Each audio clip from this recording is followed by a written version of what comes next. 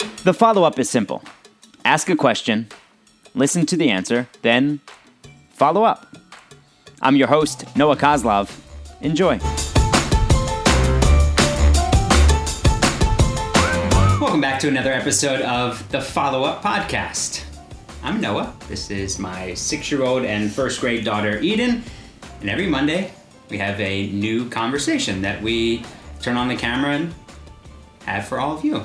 And with each other. Yeah. You can watch all episodes on vocalnow.com, VOKAL now.com. They come out around 11 a.m. Eastern, noon Eastern time on Mondays. You can also watch on Vocal's Roku channel. Also a good idea to subscribe on Apple Podcasts. That's where you can rate and review the podcast as well. And it always shows up wherever you get your podcasts. It's always Eden's topic of choice. And today, we're talking about the book When Good Fruit Goes Bad. All right, so keep it up. Yeah. When Good Fruit Goes Bad. It was written and illustrated by Vernon Gibbs and Stephen Gray. Now, Vernon and I were former colleagues when we both worked at the NBA. Haven't talked to Vernon in a long time. Facebook friends, LinkedIn friends. And he sent me a note and said, "Did you know I wrote a book?" I hadn't known. So I got the book. And Eden and I really enjoyed it. What did you enjoy so much about the book? I really enjoyed the characters. I enjoyed at the end how they were giving examples of if good fruit looks bruised or something, how you can use it. A few examples. And I really like the illustrations. Yeah, they're pretty funny. Let's show a few of the funny illustrations because the fruits have faces and they show a lot of emotion. Yeah. And let's talk about what to do before good fruit goes bad. All right, so let's start with something that you could do with fruit before it goes bad. So why don't we start with berries? Okay, berries. Why not? You could use a lot of berries in a smoothie. Mm-hmm. You can use berries in a pie. Mm-hmm. You could do that. You could use berries for juice. Mm-hmm. That's used a lot. Actually, every juice you could use. What else could you use? What was the idea that you had? Yes, you said smoothies. You can put fresh fruit in smoothies. Yeah. But what else could you do with the fruit if it's going bad, but it's not bad yet? So to make sure it lasts longer and you can still use it so you're not wasting any. So, I said, I'm going to just kind of talk about apples and all things. You can use apples for apple pies. Mm-hmm. You can also use them when they're bruised and stuff. Mm-hmm. Like you talked about in the book. As you can see, that apple's bruised. You can make applesauce. Applesauce. But what about the berries? You had the idea earlier this year about what to do with the berries so that, well, here's a good idea to use fresh berries, but before they go bad, so we don't just have to either throw them out or just use them when we don't want them. So, I had the idea is instead of buying frozen fruit, you can just take berries, you blend them up and put them in an ice tray and freeze them. Right. And that just makes, and then you can just put, and you can put them in your smoothie. But they're just as big as an ice cube. Mm-hmm. Which was a great idea. So so in New York, we buy a lot of our fruit from the fruit guys on the corners. Yeah.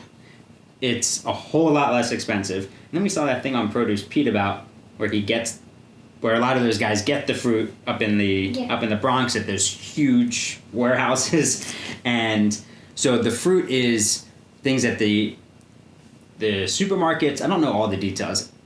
I would really love to read a whole story about this, but so the supermarkets aren't buying them from there, or they might be, but they're raising the prices on them. So the guys at the corner are getting them when they're maybe a day or two away from where the supermarkets wouldn't buy them. So maybe the supermarkets need them to last a little bit longer than the guys in the corner. So they're ready to eat right away, mostly, all that fruit. So we buy them at great prices, usually, and then, you might see a great deal. You might get 5 strawberries for $6. Yeah. Great. And Buy them up, blend them up, freeze them, good to go. And when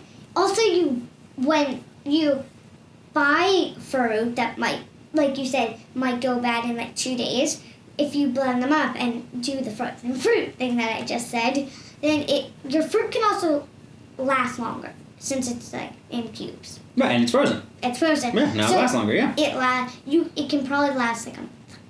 Yeah, or longer. I don't even know. So not only are you saving money from buying the frozen fruit, you're saving money when you buy the fresh fruit, and you're being resourceful because you're not wasting any of the food. Right. And also, it goes to show that if a fruit on the outside might look bruised, it might not be on the inside. Right. Can I show? Like I'll show a page here Okay. if I can find it. Like I was thinking about an avocado. Yeah, that's what I was going to Is show. that what you were thinking of? Oh, I okay. was going to show the page. Okay. I can find it. What page is Here that? it is. Okay. So I'll move up. So you see how it says before and it looks bruised, Mm-hmm. well bruised, and this is after. After, and it looks really, Looks great. it looks great inside. Mm-hmm. So you would never just throw out an avocado because it looks bad on the outside. First of all, it's so easy just to cut up an avocado and see what it looks like on the inside. And if it looks like it's maybe about to go bad on the inside, what could you do with it? Make it into guacamole. Mm. You could make it into, you could mush it up and make avocado toast. Mm-hmm. What else? I like avocado toast with everything but the bagel seasoning on from Trader Joe's. Or the chili lime seasoning on that. I was actually, when I was trying to remember what it was called, I was actually thinking of what it looked like, and I was imagining, like, with everything but the bagel seasoning. Oh, yeah, that's I nice. always put that on, yeah. Yeah, that is good. Or sometimes you can just put avocado spread on something like we did for tacos. Oh, yeah. Mm-hmm. Make tacos. Mm-hmm. Yeah. Yeah, like you take the tortilla and then you just like spread the avocado on first. Yeah. Nice little layer of that. Mm-hmm. Sometimes, how about with tomatoes? What could you do before they go bad? Tomatoes, you could make a tomato, basil, cucumber, balsamic vinegar, and fresh mozzarella salad, which is really good. Mm-hmm. You could also make a salsa. Oh, yeah. Or Salsa. Tomato sauce. that works well also. Mm-hmm. Yeah, so it goes to show you in this book that you don't need to throw out the fruit just because it doesn't look great. Right.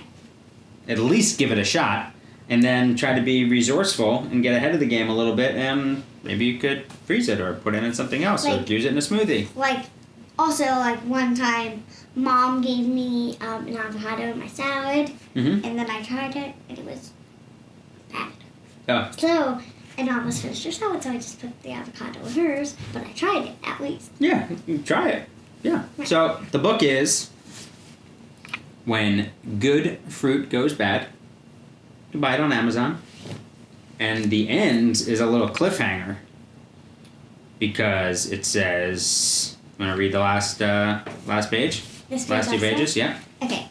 Hank agreed with Sarah's sweets to not waste fruit again. Veggies go bad, said Mr. Apple. Keep your eye on them. The end? And it says the end with a question mark. Mm-hmm. So maybe they're going to write one About when about vegetables. vegetables go bad. I've never seen a vegetable go bad. Only an avocado. Yeah, I've seen some zucchini go bad before. It gets like a little like mushy sometimes on the ends. Yeah, you don't want that to happen. Yeah. Well, I enjoyed reading the book with you, and all books with you. Mm. I love you. I love you.